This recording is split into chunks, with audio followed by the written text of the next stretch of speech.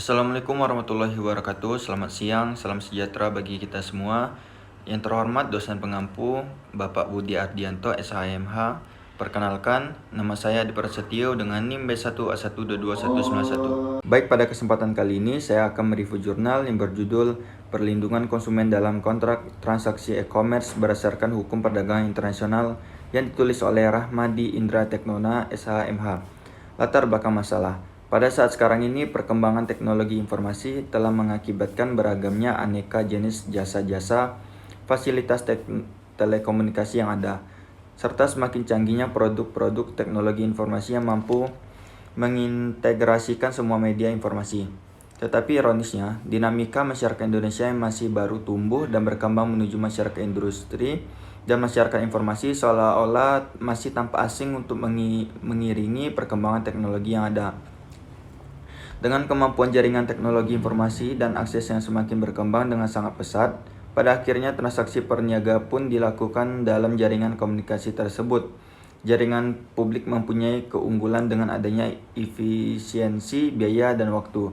Sesuai dengan sifat jaringan publik yang mudah untuk diakses oleh setiap orang menjadikan hal ini sebagai kelemahan bagi jaringan itu.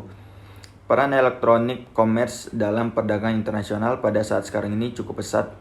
Perkembangannya hal tersebut dikarenakan sangat efisien dan efektif sehingga perlindungan operasional cost dapat ditekan. Berkat dukungan dan teknologi juga secara teknis dapat dilakukan dengan sangat mudah dan praktis. Sistem jaringan yang terpadu dengan bergerak dalam sistem online, networking, manajemen mempercepat arus transaksi dan sirkulasi aset bagi intra pelaku bisnis dalam skala global yang lintas batas teritorial. Akan tetapi juga sering terjadi penipuan yang dilakukan oleh orang-orang yang tidak bertanggung jawab seperti menggunakan kartu kredit curian. Mereka menggunakan kartu kredit milik orang lain untuk melakukan transaksi. Hal ini mengakibatkan kerugian kepada banyak pihak seperti pihak perusahaan, pemilik barang dagang, bank yang mengeluarkan kartu kredit tersebut, dan yang paling utama adalah nama bangsa Indonesia yang menjadi buruk karena dituding sebagai sarang pencuri dunia maya. Bila kita melihat pada pasal 132 BW dan 1338 BW tentang syarat sah perjanjian dan asas konsensualitas bisa ditarik secara substansial untuk mampu mengakomodir dan mengadopsi substansi yang ada dalam pelaku elektronik commerce tersebut menjadi berkekuatan legal. Tetapi juga jika dilihat dari cara pandang yuridis, ada beberapa hal esensial menyangkut hak dan kewajiban para pihak yang saling terkait tersebut. Permasalahan yang akan dibahas: bagaimana perlindungan konsumen dalam kontrak transaksi e-commerce berdasarkan hukum perdagangan internasional. Masuk dalam aturan hukum, dalam Undang-Undang Nomor 11 Tahun 2008 tentang informasi dan transaksi ekonomi juga dijelaskan dengan mengenai transaksi elektronik adalah perbuatan hukum yang dilakukan dengan menggunakan komputer, jaringan komputer, dan atau media elektronik lainnya, sehingga untuk yurisdiksi di Indonesia sudah mempunyai dasar hukum yang kuat. Tinggal bagaimana nanti penegak hukum yang ada menerapkan di lapangan. Kontrak perdagangan internasional secara umum diatur dalam United Nations in Contract of International Sales of Goods atau yang disingkat dengan UNCISG tahun 1980 dan 1986. Buku 3 KUH Perdata mengatur tentang perikatan, termasuk perjanjian yang mengikat para pihak untuk melakukan atau tidak melakukan sesuatu. Baik, masuk ke dalam asas hukum. Terdapat 5 asas penting dalam suatu perjanjian, yaitu yang pertama, asas kebebasan berkontrak. Sebagaimana hasil analisis pasal 1338 ayat 1 KUH Perdata yang berbunyi, semua perjanjian yang dibuat secara sah berlaku sebagai undang-undang bagi mereka yang membuatnya. Asas kebebasan berkontrak ini memberikan kebebasan kepada pihak untuk pertama, membuat atau tidak membuat perjanjian. Yang kedua, mengadakan perjanjian dengan siapapun. Yang ketiga, menentukan isi perjanjian dengan siapapun. Keempat, menentukan bentuknya perjanjian, yaitu tertulis atau lisan. Yang kedua, asas konsensualisme. Sebagaimana dalam pasal 1320 ayat 1 KUH Perdata, dalam pasal ini ditentukan bahwa salah satu syarat sah perjanjian, yaitu adanya kesepakatan kedua belah pihak. Asas konsensualisme pada umumnya tidak diadakan secara formal, tetapi cukup dengan adanya kesepakatan kedua belah pihak. Di sini kesepakatan merupakan persesuaian antara kehendak dan pernyataan yang dibuat oleh kedua belah pihak. Yang ketiga, asas pacta sunt servanda merupakan asas kepentingan hukum sebagaimana akibat perjanjian. Asas ini dapat disimpulkan dari pasal 138 ayat 1 KUH Perdata yang berbunyi, perjanjian yang dibuat secara sah berlaku sebagai undang-undang. Selain itu, pada asas ini juga dikatakan bahwa pihak lain, hakim atau pihak ketiga, harus menghormati dan tidak boleh mengintervensi substansi kontrak yang dibuat para pihak, sebagaimana layaknya sebuah undang-undang. Yang keempat, asas itikat baik.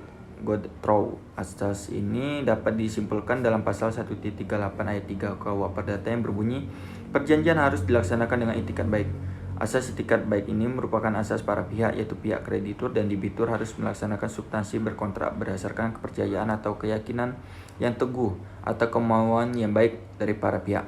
Asas itikat baik ini dibagi dua, yaitu itikat baik nisbi, di mana orang memperhatikan tingkah laku nyata orang atau subjek, sedangkan itikat baik mutlak, penilaian terletak pada akal sehat dan keadilan, dan penilaian keadaan yang dibuat dengan ukuran objektif, yaitu penilaian yang tidak memihak menurut norma-norma yang objektif.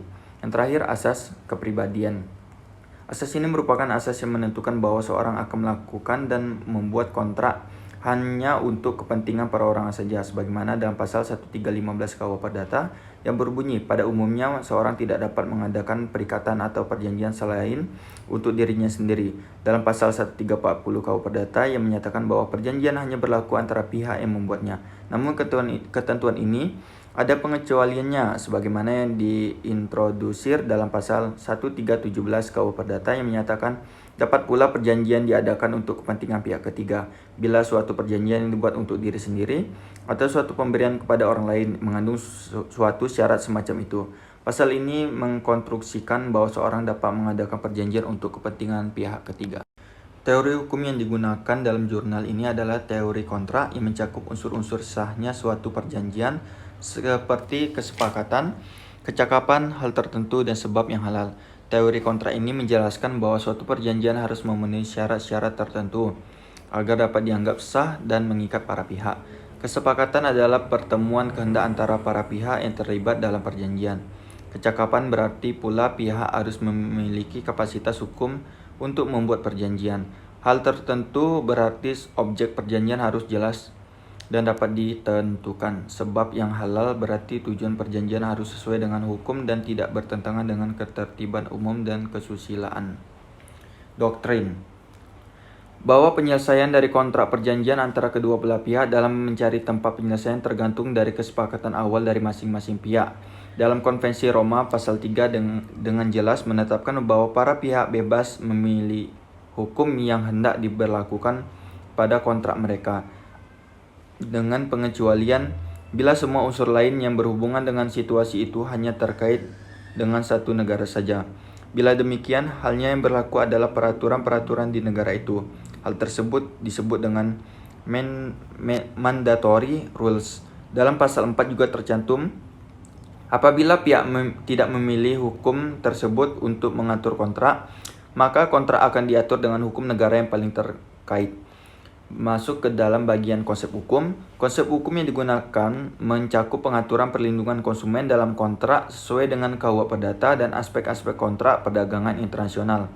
Berdasarkan dari apa yang telah dikemukakan dapat kita simpulkan, yaitu 1. Kegiatan-kegiatan dalam e-commerce secara general masih dapat dikategorikan sebagai tindakan perdagangan atau perniagaan biasa, walaupun terdapat hal-hal yang signifikan yang membedakan seperti media elektronik yang menggantikan paper-based transaction. Dapat dikatakan beberapa peraturan hukum yang telah ada sekarang ini sudah dapat mencakupi, baik dengan melakukan penafsiran secara analogis terhadap tindakan yang ada dalam e-commerce, maupun melakukan penafsiran ekstensif dengan cara memberlakukan peraturan hukum pada hal-hal yang sesuai dengan esensi adalah sama. Contohnya listrik dan data elektronik. Perhatikan lebih lanjut bahwa perangkat hukum di Indonesia, khususnya hukum perdata, pada dasarnya telah mampu menjangkau permasalahan yang timbul. Hukum perdata ini secara umum sudah mampu, tetapi masih butuh pengaturan yang lebih spesifik. Untuk menjamin kepastian hukum bagi setiap perbuatan hukum perdata, khususnya di bidang e-com, untuk sementara menghadapi kekosongan hukum di Indonesia, diperlukan peran hakim dan para aparat penegak hukum termasuk penasihat hukum dan kepolisian serta kejaksaan. Yang kedua, perlu dibentuk suatu tim khusus di bidang hukum atau regulasi e-commerce sesegera mungkin. Tim khusus ini perlu segera dibentuk untuk mempersiapkan dasar pelaksanaan dari peraturan hukum yang sudah ada pada bidang e-commerce. Kedudukan tim ini bahwa beberapa departemen seperti Sekretariat Negara, Departemen Perdagangan dan Industri, Departemen Kehakiman, Departemen Bidang Telekomunikasi, dan beberapa departemen lainnya yang berkaitan erat dengan masalah ini. Tim khusus ini dapat bekerja secara inter-departemen sehingga segala permasalahan dapat dicakup secara luas.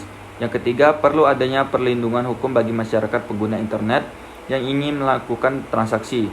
Perlindungan hukum ini hendaknya dilakukan oleh pemerintah dan pemerintah bertanggung jawab penuh terhadap hal tersebut. Karena mau tidak mau pengguna internet pada saat ini bisa dikatakan merupakan perkembangan zaman yang tidak dapat kita tolak lagi. Kritik dari saya lebih memaparkan perlindungan hukum bagi masyarakat pengguna internet yang dilakukan oleh pemerintah dan memberikan contoh konkret kasus nyata yang telah terjadi. Terima kasih. Dan saran saya untuk penulis lebih mendalamin lagi penerapan hukum dalam jurnal ini dan solusi apa yang bisa diterapkan bagi perlindungan konsumen ini. Terima kasih. Sekian review jurnal yang bisa saya paparkan, lebih kurang mohon maaf. Wassalamualaikum warahmatullahi wabarakatuh.